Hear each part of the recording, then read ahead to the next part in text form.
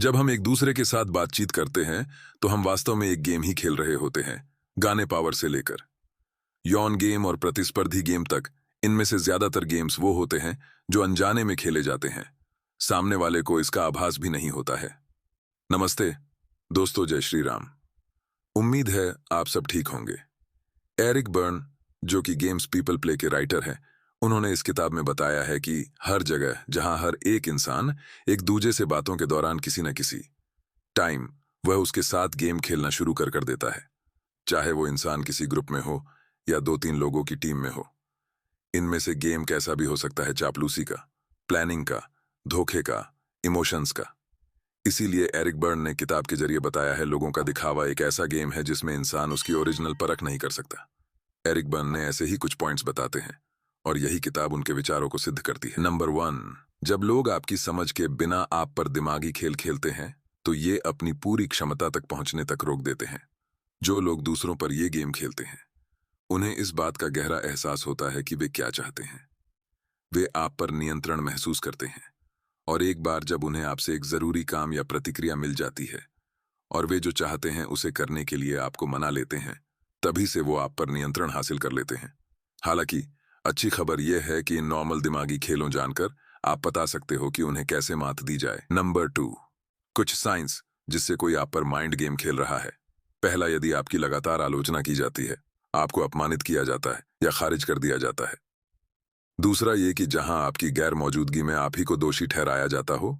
और तीसरा, आपको जबरदस्ती वहां धकेला जाता है जहां आपका जाना आप ही के लिए कष्टदायक हो। नंबर 3, गैस लाइटिंग तब होती है जब कोई व्यक्ति दूसरे व्यक्ति को अपने आप पर सवाल उठाने के लिए प्रेरित करता है।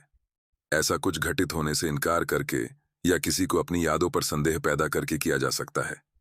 जो लोग गैस लाइटर ट्रिक इस्तेमाल करते हैं तो उनका का इरादा आपको यह सुनिश्चित करके आपको नियंत्रित करना है कि आप कभी भी अपने बारे में, अपने निर्णयों के बारे में या आप काम करने के तरीके के बारे में निश्चित नहीं।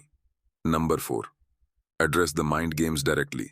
इसको हम सीधा उदाहरण के जरिए समझेंगे।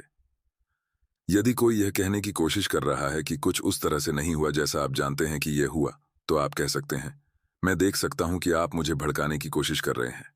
इसका सीधा सा मतलब है कि आप उसे वो डायरेक्टली बता दें कि जिसके बारे में वो आपको मैनिपुलेट कर रहा है, और यही सीधा सा साइन है कि वो आपके लिए दिमागी खेल क्रिएट कर रहा होगा। एक्चुअली जो लोग माइंड गेम खेलते हैं वे सोचते हैं कि वे आपको नियंत्रित कर सकते हैं। ऐसे में आप उनको मात दे सकते हैं मिररिंग इफेक्ट से, यानी कि वो आपके साथ जो ट्रिक यूज करते हैं वही ट्रिक आप उन पर भी कर सकते हैं। जैसे कि मैनिपुलेट और डार्क सेड्यूस, इन दोनों का यूज अब बचाव या अपने डिफेंस के लिए कर सकते हो। Number 5, keep your distance from the manipulative person. चालाकी करने वाले व्यक्ति से दूरी बनाए रखें। कभी कभी जब आप माइंड गेम खेलने वाले किसी व्यक्ति से कुछ कदम पीछे हटते हैं तो आप अधिक स्पष्ट रूप से देख सकते हैं कि वे क्या कर रहे हैं। आप उनमें ये देखें कि वे अन्य लोगों के साथ कैसा व्यवहार करते हैं। जोड़ तोड़ करने वाले लोग अक्सर अलग अलग दर्शकों के लिए अलग अलग मुखौटे पहनते हैं। साथ ही यदि आप उन्हें दूरी पर रखते हैं और जब तक बहुत जरूरी ना हो तब तक उनके साथ बातचीत करने से बचते हैं, तो इससे उनका आप पर नियंत्रण कम हो जाता है।